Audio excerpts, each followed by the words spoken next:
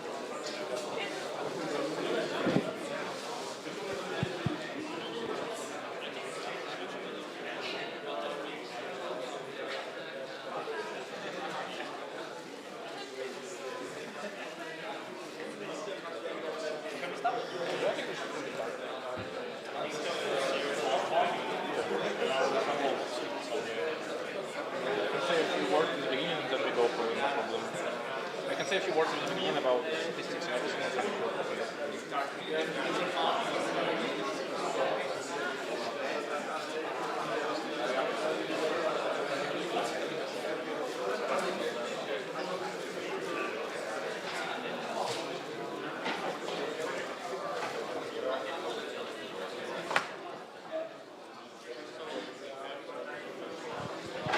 So, hello, everyone. We are at the problem analysis session, and I will give words to our judges, and let's see how the problems should be solved.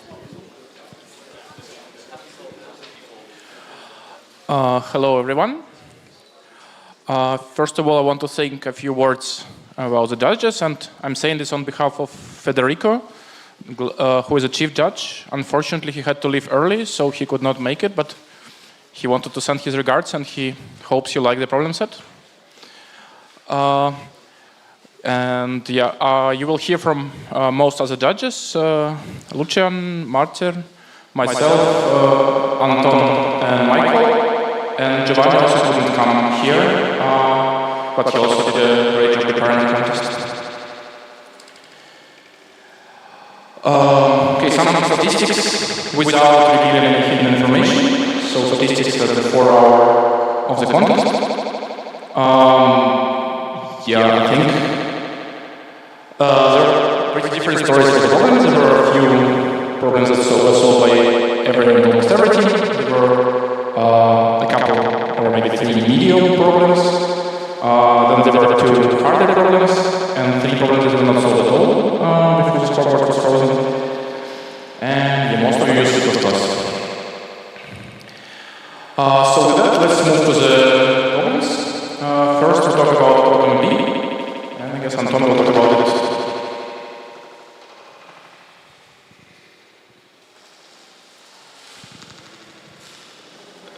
Hello. So B was supposed to be the easiest problem because before the contest we thought that it was impossible and that we didn't have any cakewalks. So it worked pretty well in that regard. The problem is as follows. You are given 2 sets of dishes. You have some n appetizers and main dishes. Each dish has spiciness, and the meal is appetizer plus main dish. You want to form n meals out of them. You want to pair like appetizer with main dishes. And you don't want appetizer to be too similar in spiciness to the main dish. So the charm of the meal is defined as an absolute value of the difference of the spiciness. And you want to pair them up in such a way that maximizes minimum charm. So formal problem is that you're just given 2 arrays A and B, and you want to find some permutation of array B such that this value, like the minimum of A1 minus B P1, A2 minus B P2, and so on, is maximized. Cool. So first, some lemma about greedy ordering. Let's say that we have some 2 arrays C and D. Let's say they are in non-decreasing order. Suppose that there is a way to pair them up so that corresponding element in C doesn't exceed corresponding element in D. Then I claim that here is a very simple way to find such ordering, just like pair Ci with Di. So if this is true, if any such permutation exists, then it's simply Ci at most Di. And the proof is very simple. So consider literally any index from 1 to n. Note that for any j, which is at least I, the corresponding dpj, sorry, I'm for some reason using sigma and p interchangeably. So dpj is at least cj. It's better than corresponding appetizer, than corresponding c, and this is at least ci, just because our array is sorted. Okay, so all of these guys, j's, j plus first, and so on, n's, are not worse than ci. So at most, I minus 1 d's can be smaller than ci. And so di is at least ci. Cool. Okay, now let's assume that our spiciness are non-decreasing. Let's come back to original problem. And let's consider some optimal pairing. So in this optimal pairing, assume we paired ai with b sigma I for some reason instead of pi. And let's say that the minimum charm is k. Now we will try to construct some more reasonable permutation B with charm also at least k.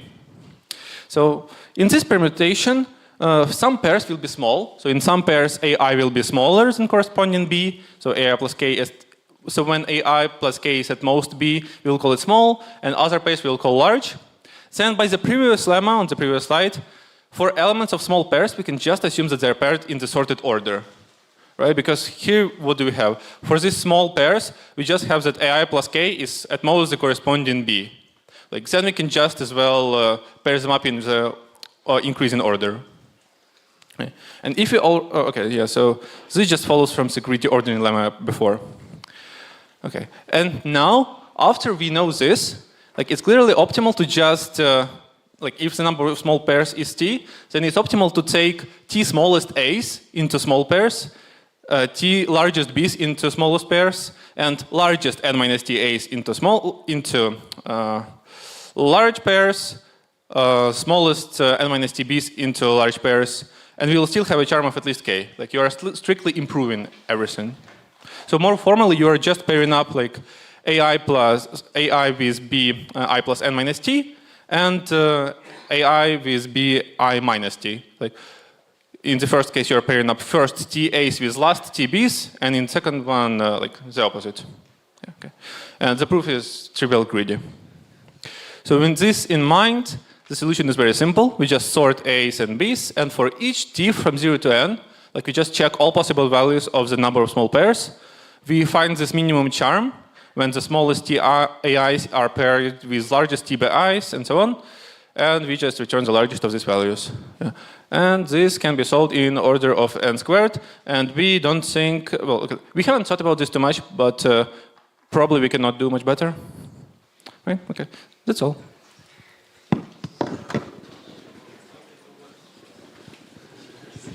Okay, thanks, Anton. So next up, problem I, which was prepared by Giovanni, but I will talk about it since he couldn't make it. So there were some disks on the plane, and then you want to change the radius so the tangent disks remain tangent, and the sum of radius decreases. So since almost every team solved this, I guess we just go through this very quickly. So what happens is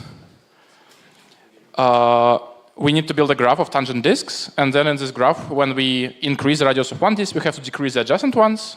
So what happens is if a graph has odd cycle, then this component can be touched. And there is no odd cycle, then it's a bipartite component, and it can be changed. And then what we want to have is a bipartite component where the number of vertices of different colors is different, like in the case on the right. Then we can decrease those radii and increase the others, and the sum will decrease. So we construct the graph, we find the components, check if it's bipartite, and if at least one bipartite component has a different number of colors. Any questions? Cool. So with that, we go to problem C, which will be presented by Michael. Okay, yeah, this was also among the easiest problems, as we can see by the number of accepted submissions. And in this problem, you were given a tree, and in every vertex, there lives an ant. And your goal is to move all those ants to the same vertex, and you are allowed to tell some ants to move to a neighboring vertex, but they will only follow your commands if at that vertex at least as many ants are already. So the solution now is we can observe that ants will never move to an empty vertex since they are strictly less ants than at the vertex where they are. So the area of vertices where ants are always has to stay connected. Now, since they are living on a tree and all inner vertices of a tree are separating vertices, we know that only ants at the leaf of the tree should ever move. And they can also move only in one direction. So now we can try a greedy approach and look at the smallest group of ants.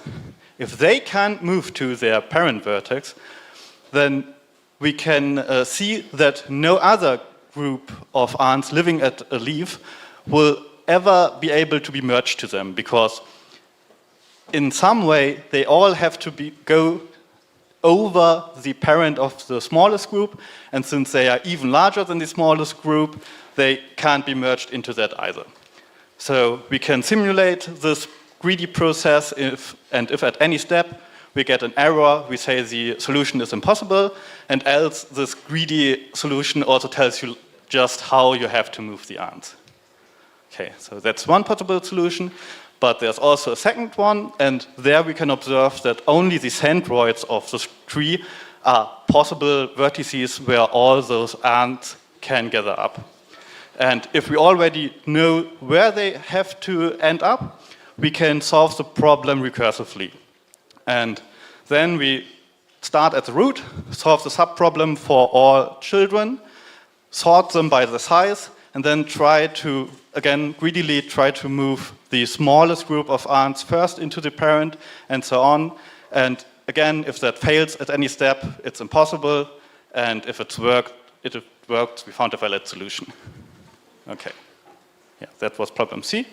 Now problem F. Cool. Moving on to the easy medium problems. This is problem F. A little formalization of the statement. You are basically given n activity sets, and you have to find a pair such that those three sets are non-empty. So SA minus SB, SB minus SA, and their intersection. So let's look at the good pairs. Let's rephrase it, and we'll say that the pair is good if SA, SB are neither disjoint nor included one in the other. This is basically just rephrasing the condition from the statement.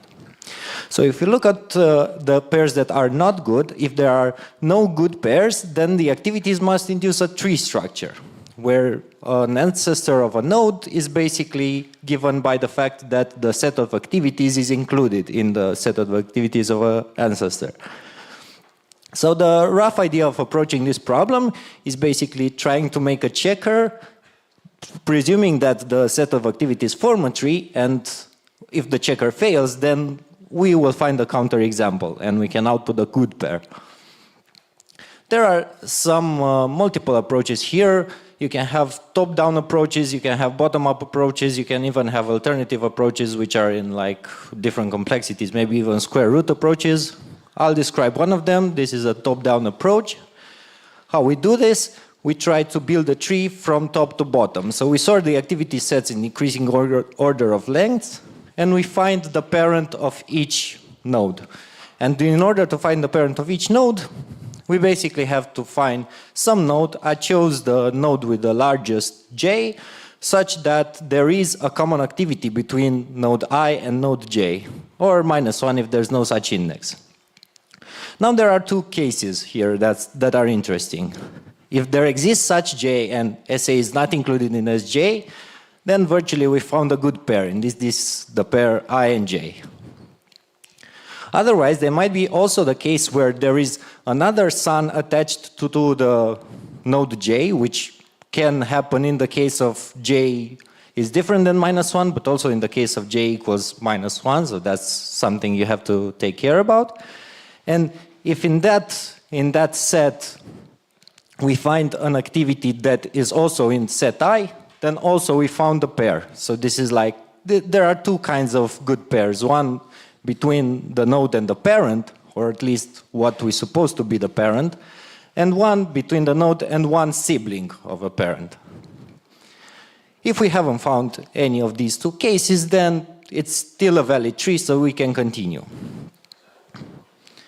The complexity of this solution depends on how you implement it. It can be big O of k log k, or it can be big O of k, depending on whether you use ordered sets or hash maps. There's also a solution that just doesn't use any of the more complicated data structures, that just uses arrays, and it's big O of k and very fast, but it was not, it wasn't necessary to implement this for the contest. And also, as I said before, there are solutions in complexity k square root of k, maybe even some that don't expose the tree structure, so don't use that. So yeah, multiple approaches for this problem. Moving on, we have problem G, Scooter. Also, one of the problems that we're supposed to be on the easy side, but things may change during the contest, so not always what the judges expect. So a short summary of the problem: you had to devise an itinerary to drive professors to their corresponding classes, with the important restriction that you cannot go to the same building twice. How to do it? Well, for first, you can ignore professors that are in their proper building, so that's like an easy way to kind of go through it. And then rough idea, you pick up a professor from some building, drive them to the building where they have to be. Cool. So one thing that we have to take in mind is that we have to not go to the same building twice. This would have been a lot easier if you could go twice, but we aren't allowed to do that. And of course, stemming from that is the more interesting question and the more important question, which is, how can we implement such a strategy so that we don't get a headache and our teammates don't hate us after 1 hour or 2 hours of the contest? So here is like a warning about this, okay? This was a problem where probably the best idea would have been not to rush into implementation at this point. What I propose to you is a little bit of a simplification of the process so that this will make the implementation a lot easier, or at least thinking about it. Okay, let's imagine this situation where there are the same number of math professors as there are math classes and the same number of computer science professors as there are computer science classes. You would say that this is much tighter than the original problem. The original problem has much more room for choices, but in fact, this problem is actually a simplification of the original problem because it's so tight, there's not much room for doing the wrong stuff. So if it wasn't that tight, you could maybe have a bad decision at some point. So let's tackle this simpler problem. The algorithm is basically pretty simple. You just start by driving to a building where there's one professor and no class. Remember, there are the same number of professors as there are classes. You find some building like this, you drive to them, and then you just pick a building where you drop that professor. But you have to prioritize the buildings where there are professors to the ones that don't have any. This is because the key, and repeat. This is because the key condition here is that you always have to have the point marked 1 here. So you always have to have this building where there's a professor and no class. So this is the strategy that makes sure that we'll always have this case. And now going back to the problem, the idea is how to convert, like we should find a way to convert this into this easier version. If you can do that, then you can solve this easier version using the simple greedy algorithm. How to convert it to the simpler variant, also with the simple greedy algorithm, is if you consider the excess professors, we try to remove them one by one, and the only thing that we have to make sure, again, is that the key condition remains valid. So there is always a building with a professor and no class. The easiest way to do that is to prioritize removing professors from buildings where classes are held, so that if there's some professor in a building where there's no class held, you wouldn't remove that one, because removing that one would be pretty bad, because you won't have that key condition, as I've said before. Final complexity, big O of n. I mean, should pass with n up to 2000.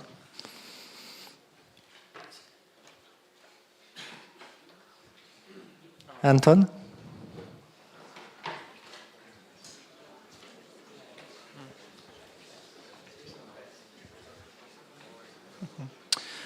This image was AI generated.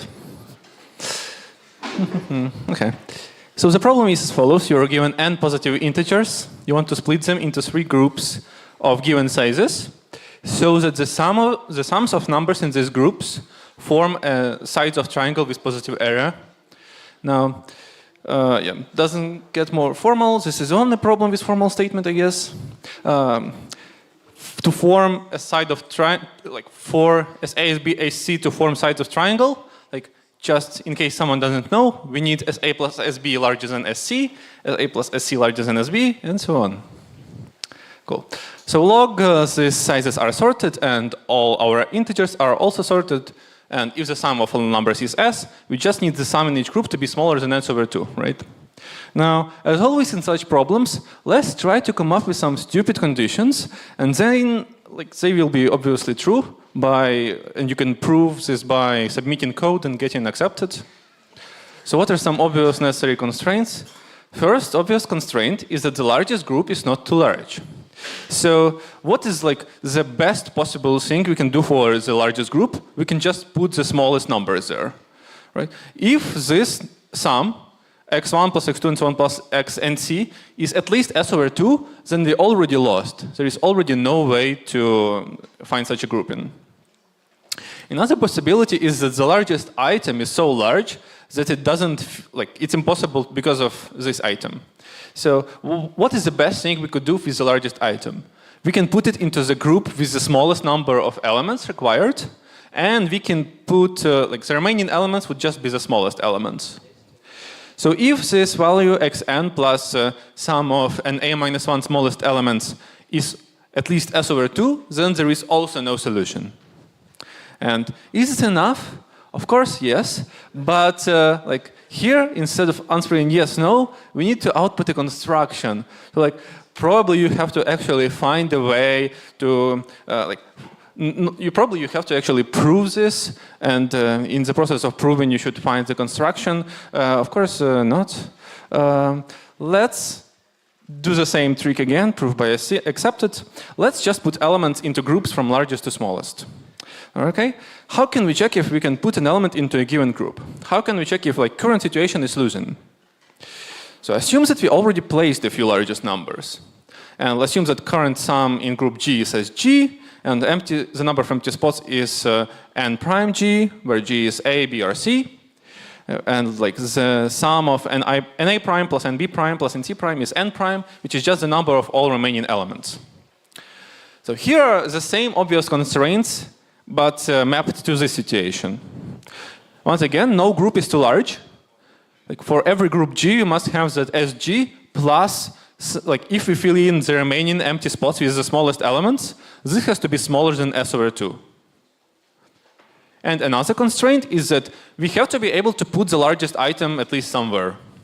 So if there exists a group G with n prime G, there has to exist a group G in which we need to put at least one more element, and current sum in that group plus the largest element plus if we fill in everything else with the smallest elements, this has to be smaller than S over 2.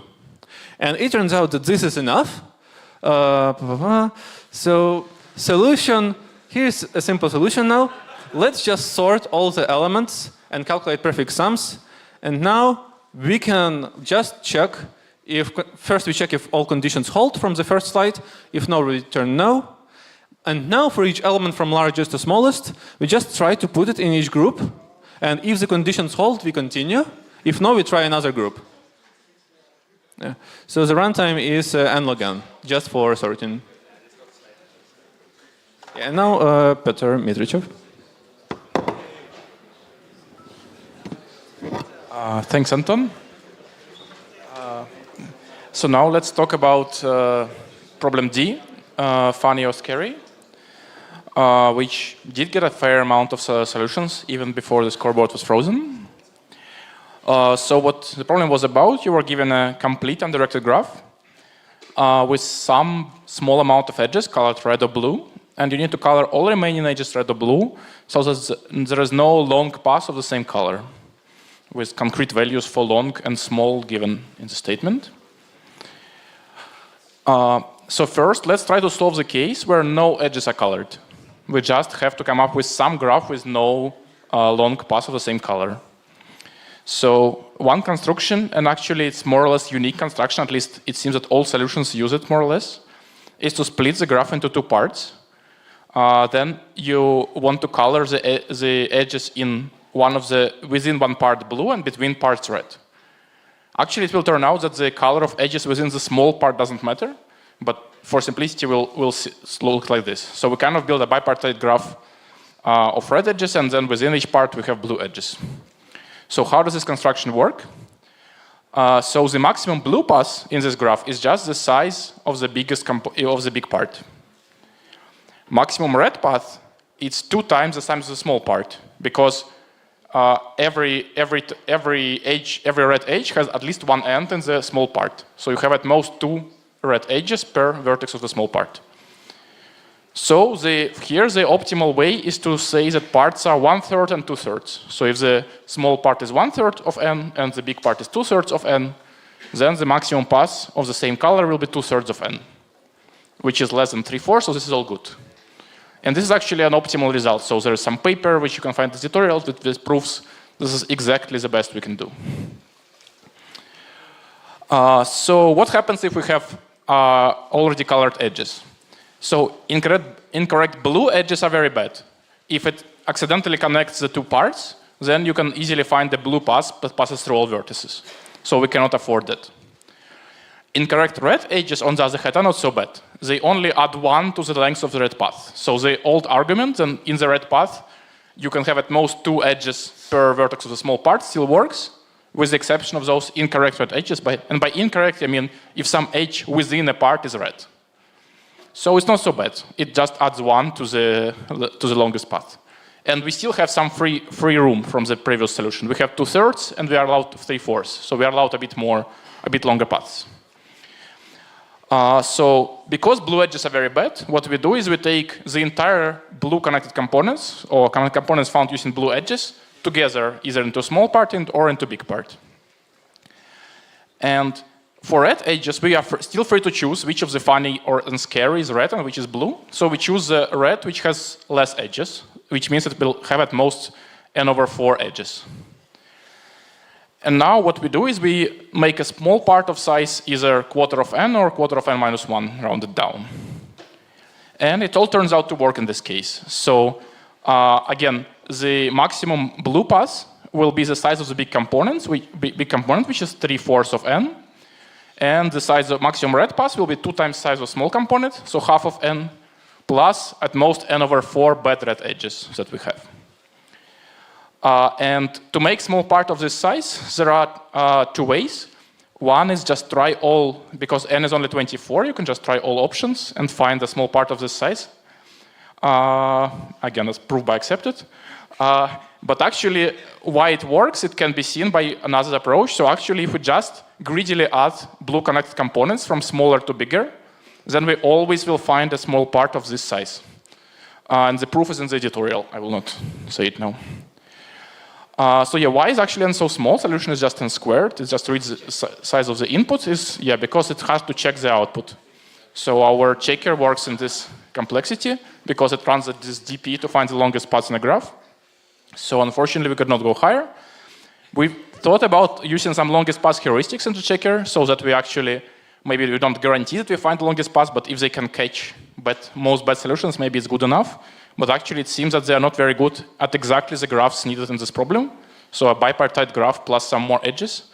It seems that at least the longest path heuristics we found on the internet don't really work on those graphs. So we had to settle with n up to 24. Okay, any questions, comments?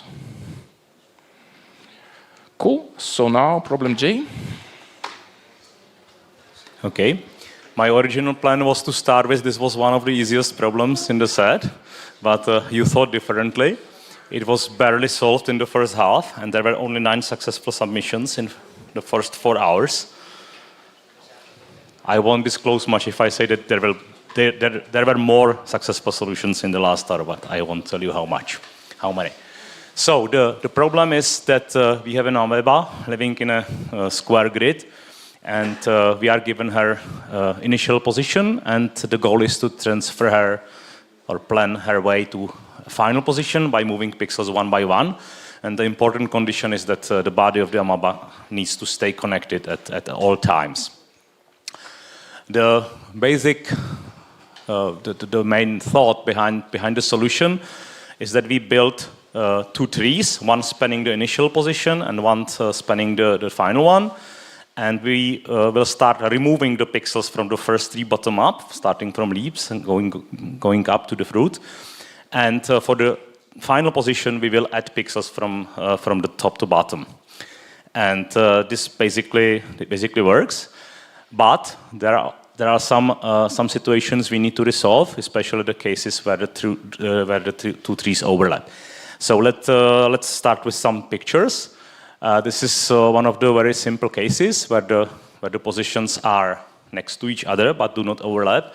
So just to show you the basic algorithm, we construct a red tree in the initial position and the green tree in the final position, and then we just gradually remove leaves from the red tree and so on, and add the same pixels to the green tree to the final position. So that was easy. It may of course happen that the two positions are further apart, and we need to find the path between those. But other than that, the algorithm is still the same. We just need to fill the path first and then clear the path after we are done. So we again start removing pixels from the red tree, from the leaves, from the bottom, and we need to fill the path first. We've just reached the final position, and we will start filling it from the root to the leaves, and we need to clear the path in between, and we are done. Here is the basic example where the two positions overlap. The solution is still basically the same. There is no path between these two, but we still remove leaves from the red tree and add to the green tree from the root. I made this short because it's not that interesting. The more interesting case is this one. It shows two situations we need to resolve. But again, the principle of the algorithm is still the same. The roots of the trees are at the top. And we start removing pixels from the red tree as before. So we remove this one and add it to the green tree. And now we are with this pixel. And it's time to be removed from the red tree, but it's also part of the final position. But we need to remove it anyway, of course, because if the pixel was kept there, the body would get disconnected. So we need to remove this pixel, and it will be added again later, which adds to the number of steps, but we weren't required to minimize the number of steps.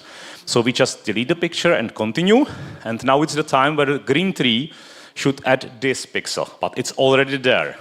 What can we do now? Of course, we cannot add it again. So we need to skip it and add the next pixel in the green tree. But we need to remember this position that it should have been added before, and it becomes handy later. And we continue as before, just taking pixels from the red tree and adding to the green tree, and now we came back to this position, and the red tree says remove this pixel, but we remember it cannot be removed anymore because it's already part of the green tree. So we just skip it, and that's it. So for implementation, you of course don't need to distinguish these four cases. Actually, this is the general algorithm that works. We just built two trees with a path between these two. And the removal order for pixels is that we remove from the red tree, from the initial tree bottom up, and then we add the path between, which may be empty for some of the cases. And the adding order is the path is added first, and then the final tree top down. And that's basically it. I'm curious, how many of you did really use the visualizer that we provided to you? Okay, it's a good thing. And thank to Lucian for preparing the visualizer. We decided to give it to you because we find it cool. Hopefully you did too. Thank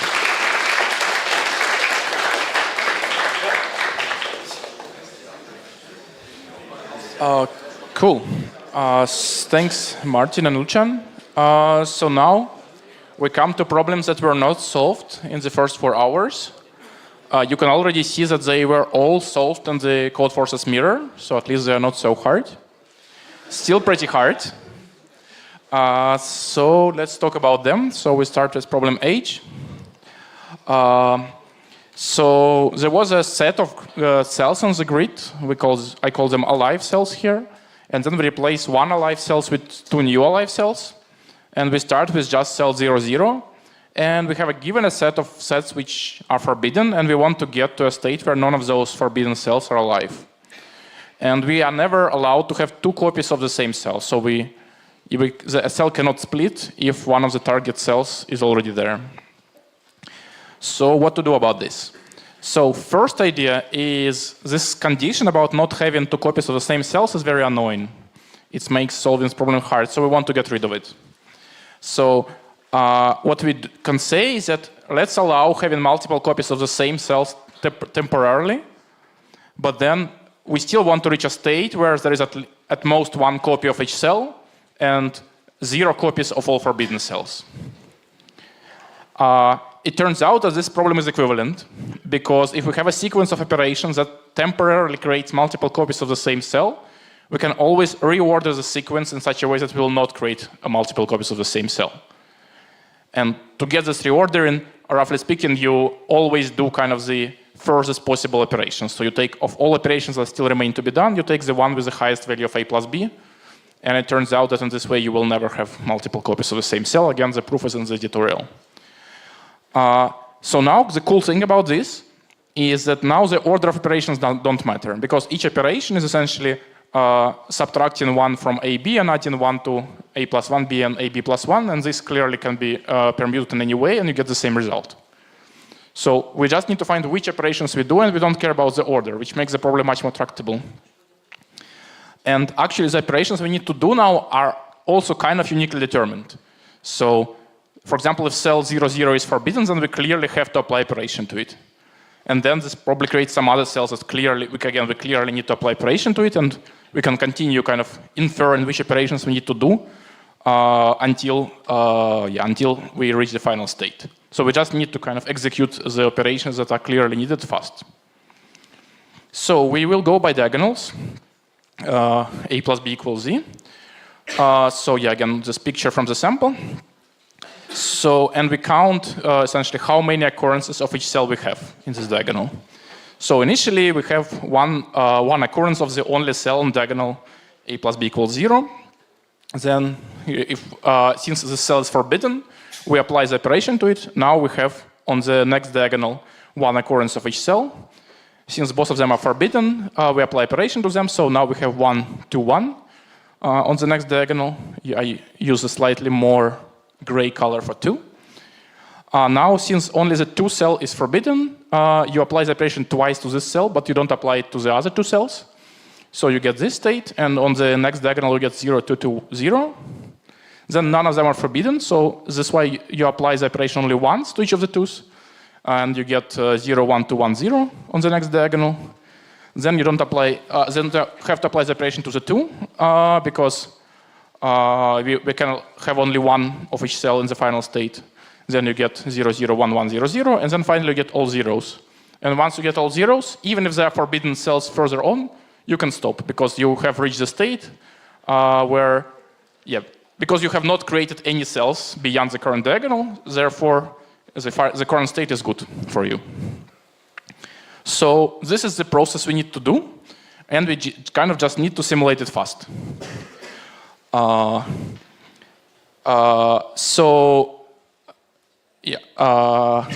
Okay, actually I can go back. Yes, so this gives a quadratic solution, right? Because what we can notice is that the number of 2s always decreases if we don't have any forbidden cells. Because of this, if we have n forbidden cells, this has only O of n steps, and the length of the diagonal is also O of n. So in n squared time, you can now solve the problem, which is not fast enough. Or we hope nobody was able to squeeze it. So how to make it faster? So it turns out if we ever have a 3 in this array, then there is no solution already. Because we always add numbers, the same number to 2 adjacent ones. So if we have a 3 somewhere, then one of the numbers next to it must be at least 2. And then we get the infinite sequence of 3, 2, transforms to 3, and then transforms to 3, 2, and so on. So we will never stop. If we have only 0, 1, and 2 on the other hand, and there are no forbidden cells, we will eventually terminate like this. So actually getting a 3 is the only way to get an answer no. Okay, so yes, this is already set. So to make it linear time, we can notice actually that the structure is very simple. Every time on the diagonal, we always have this pattern, some zeros, then 1, then some 2s, then 1, then some zeros. So we cannot even have multiple segments like this. We always have exactly 1 segment of 2s surrounded by 1s. And there is a special case for which we had a sample, so you cannot miss it, is that you have exactly 2 2s and everything the rest is zeros. 2s next to each other and the rest is zeros. So these are the only configurations we can get, and it's kind of easy to find if you just try plain and see in what configurations you get. And then you can prove by induction, right? So you can prove that any set of forbidden cells that you encounter on this sequence either leads to answer no, because you get a 3, or gets to a state of the same form. And therefore, in our solution, we just need for every diagonal to maintain 2 integers and a boolean, the positions of ones and whether we have the special case of some 2's in the middle. And then solution becomes O of n because we process each diagonal in O of 1 plus the number of forbidden cells in the diagonal. Any questions about problem H? Yeah, so maybe one more comment I want to say is that the time limit was quite tight, so even if you have an O of n solution, you might get the time limit exceeded. The reason for this is that modern computers are very fast, and we had an n² solution that runs in 5 seconds on our judge, so we could not really increase the time limit much above the 2 seconds, even though n is 1 million. Okay, so now let's go to E.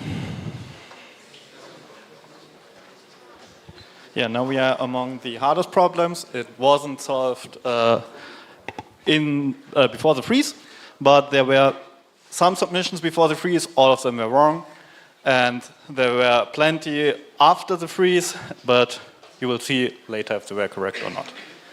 Okay, the problem was you are facing n enemies and they have health, and you have skill points, and you can distribute them to either increase your damage per hit or your hits per second. And now you want to skill in such a way that you can kill all enemies as fast as possible. Or more formal, you are given a sorted sequence of health, and yeah, we define the sum of the health as large H. We define the function f as the number of hits you need to do to kill all enemies, and then we define g as the time you will need to kill all those enemies. And therefore, you need to find the minimum of g in n 0 to k. Okay. Now we can look at a simpler form of g. We call it g prime. And we just ignore the rounding we did in the original definition. And we can see that this function is always less than or equal to the action we actually want to examine. And for this function, we can see that the answer is always k half. And yeah, we can now expect that for the function we really want to look at, that will also be true, obviously. And yeah, that's what most teams tried. And if there weren't any good test cases, that might have worked, but I can tell you there were around 100 test cases, and if you tried anything like that, it probably broke. Okay, so now to the real solution.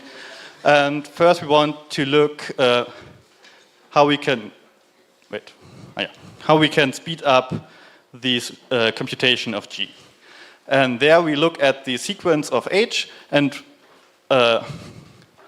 want to find the first point where I is greater or equal to hi divided by x multiplied by log n. Okay, that's a bit weird, but that value of I we define as q. Okay, now for the remaining values larger than q, or larger and equal to q, we can see that hi divided by x takes at most hq different hq divided by x different values per definition.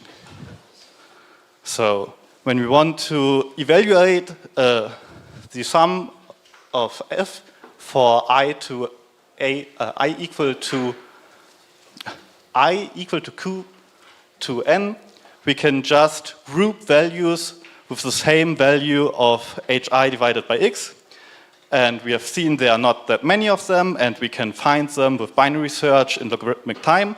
And then we can see for those tail computation of the sum, we can do it in O of q. And for the first part, it's also obviously true that we can do that in O of q as well, because there are only q elements we need to consider. Okay. Therefore, we can compute g of x in O of q, but as said at the beginning, this q is defined somewhat weird, so we don't really know how helpful this will be. Okay. Now to the complete solution, we maintain the current minimum of the function g of x, and we start evaluating it at the middle, because we saw in the previous slides that probably the solution is somewhat close to k over 2. So now we consider them in ordered form, starting at k over 2, and each time we first check if g prime, which was a lower bound, is larger than our minimum. In that case, we can obviously skip, because the correct version of g will be even larger and therefore worse. And for the remaining parts, we will just evaluate the value g von x as defined on the previous slides. And if that is better than the best solution we found so far, we update our solution. Okay. This solution, this algorithm obviously produces the correct answer, but the question is this fast? And the answer is yes. Okay.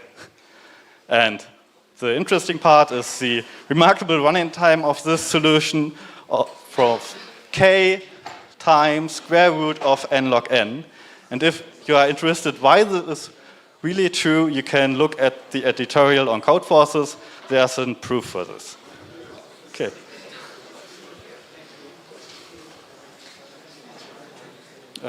Who's presenting this? Okay, and to wrap things up, we will talk about problem A, which, as you can see, has a pretty sad picture of being solved. But maybe things changed in the last hour. So the problem statement is quite simple. So you are given a grid, and you can put circles in the grid in such a way that the center of the circle is an integer point. This is an important constraint. Without it, the problem becomes both well-known and very hard.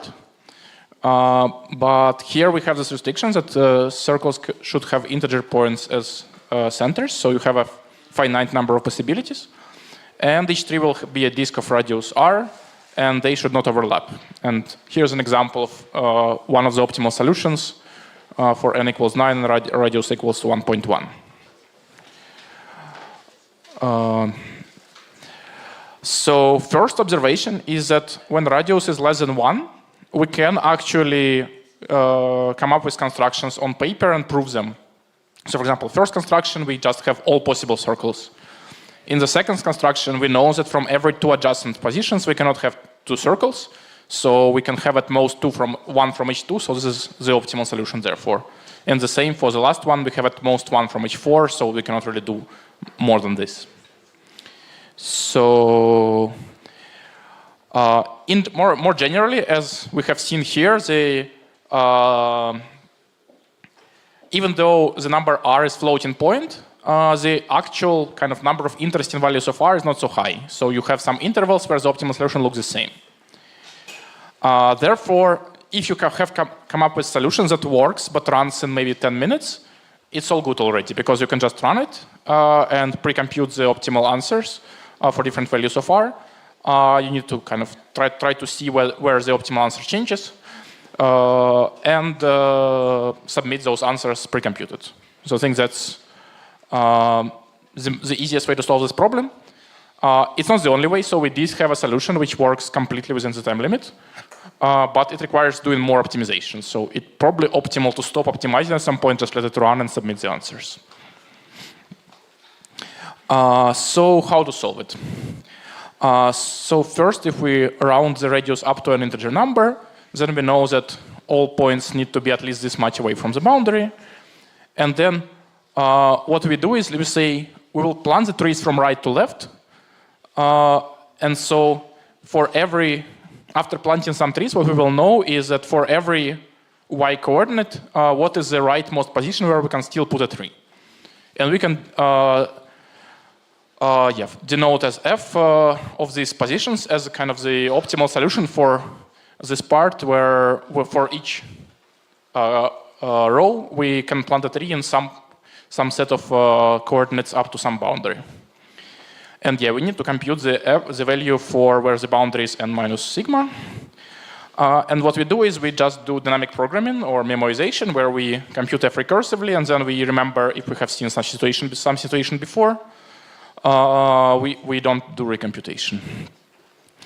And so as a base case with recursion, if all numbers are under sigma, then we cannot really do anything. So to compute it, what we do is we just find the rightmost position where we can still put a tree. And if there are multiple such positions, we take the highest of those, for example. And we have two options. Either we do not plant a tree there, then we have to decrease the boundary for this position by 1. Or we do put a tree there, in which case we decrease some more boundaries. Basically, we have to draw a circle of radius 2r at the position of the new tree and cut all the values in our array using this circle to find the positions where we can still plant a tree if we have decided to put a tree at this position. And yeah, we just take our answer as the maximum of those two solutions. So this solution itself, implemented in Python, is fast enough to generate all cases in like 10 minutes or something like this. So this is all, in theory, you had to do. Except maybe I didn't mention some details. So one detail is what I saw in the beginning, that for r up to 1, actually the solution is quite slow. But actually the optimal answer is easy to find. So we should solve all cases where r up to 1 by hand. But you shouldn't try to do it above 1. So if even for the next range, basically for the next range after the ones we solve by hand, slightly above 1, already the optimal answer is surprising. So here you have kind of two symmetric structures which deliver only 24 trees for n equals 14. But you can actually squeeze 25 trees with also somewhat symmetric structure on the right. So it's already quite tricky to do by hand. So you only do by hand for r up to 1. Yeah, I think that's the last slide. Thanks again, everybody, for the contest. I hope you enjoyed it. If you have any questions, now is a good time. Otherwise, I guess the closing ceremony will start at around 6, right? Oh, there's a question, yeah.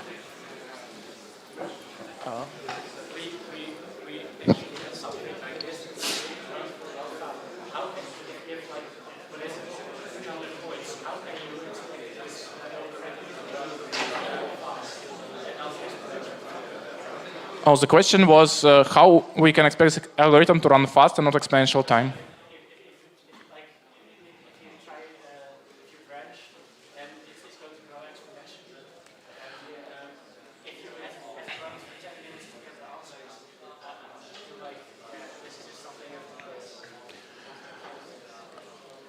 Yeah, so the question is, why does it run fast, and also how to convince ourselves it will run fast and to wait for 10 minutes.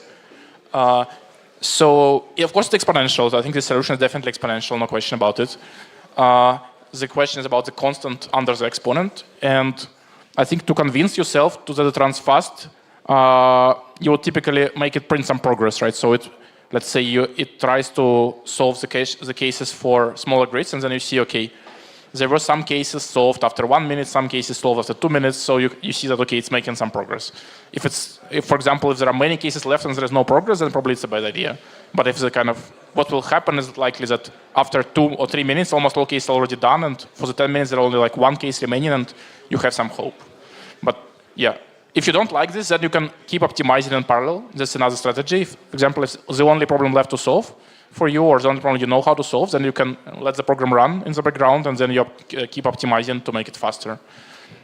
So yeah, to optimize, to make it faster, some optimizations we did is various pre-computations. So I think the solution that runs in time, it does it not 1 tree by 1 tree, but an entire column of trees with a maximum x coordinate at once. And for each kind of 2 to the power of n possible combinations of trees, we pre-compute how will it change this array A quickly. So the transition becomes very fast.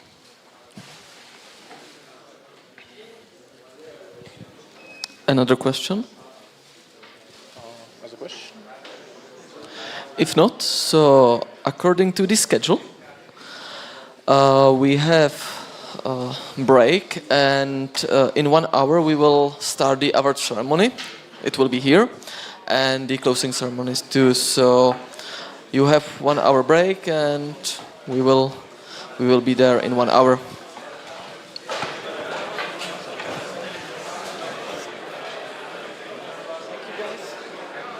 Thank you very much.